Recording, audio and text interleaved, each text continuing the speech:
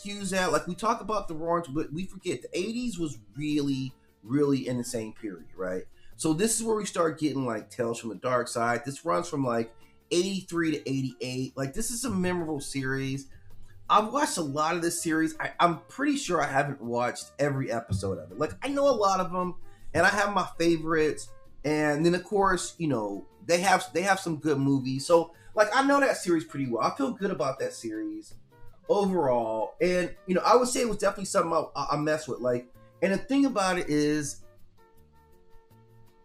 it was really the first scary show.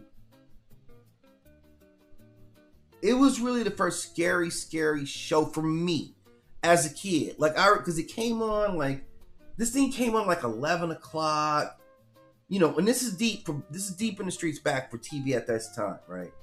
Came on about 11 o'clock, and you know, I'm supposed to go. So anytime I got to stay up, like it'd be like a Friday night, I would get to stay up, and I'm like, yeah, I'm watching Tales from the Dark Side, right? Like I had to. That was my one thing, man. Like I was not a maturing kid until I could stay up and watch Tales from the Dark Side.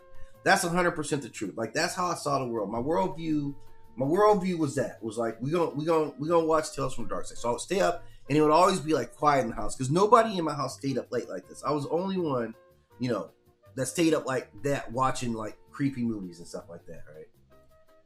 And that music, like the way it intro to me had a psychological effect. Like from the time that it comes on, I'm already feeling anxiety about it, right? Anxiety. So this also coincides with like the home, like VHS, like in 83, right? 83, like VCRs and all stuff start coming out. So it changed. Like it was not just about the network, you know, like local stations could buy and broadcast. Like it was growing like independently. It was a lot of stuff going on. Viewer numbers in the 80s were really starting to drive up, and we were getting more fragmentation and more specialization. This is the era where we start really adapting Stephen King movies, so like that's integral in all this. And I've talked about Stephen King, you know, on a couple occasions. Like in fact, I just dropped a video about Stephen King like 2 days ago. Like, and so if you ever want to get a handle on his writing, if you want to get a handle on like some of his mythologies, like I would definitely check that out, man. I do about a 20-minute breakdown, like all on Stephen King, like looking at his whole body of work, how it sinks in, right?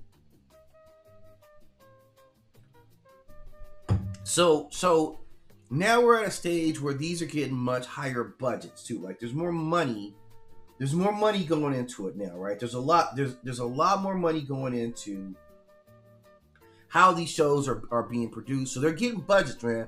They're getting real significant budgets, man. Like they all got together, man. They were just like, come on now with it. Come on now. Canada want. We want more money. That's what they said. More money. They wanted more money. More money from where? Yeah. Just more money. Just more money. Canada doesn't get enough money. That's right, man. Other countries have lots of money. Yeah. We want some of that money. We want some of that money. And they got some of that money, and they started going into the budgets of like these productions. So as they're going down, as all three of these are kind of increasing, their budgets are getting stronger, right? Everybody's getting more money, so we get more attention to these. So we see these anthologies like really start to develop, right? Like this is the overall genre, like it's moving forward. Production styles changing, like this whole dark world work.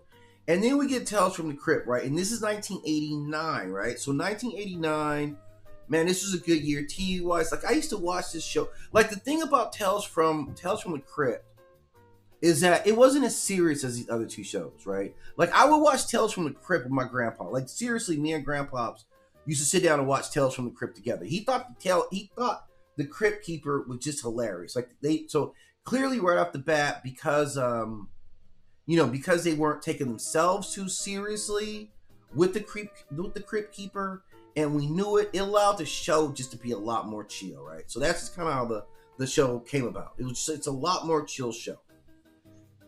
So we're changing, and this is HBO. HBO is known for production, so now they're taking us in like a different direction when they're talking about TV, right? Like when we're starting to get into these type of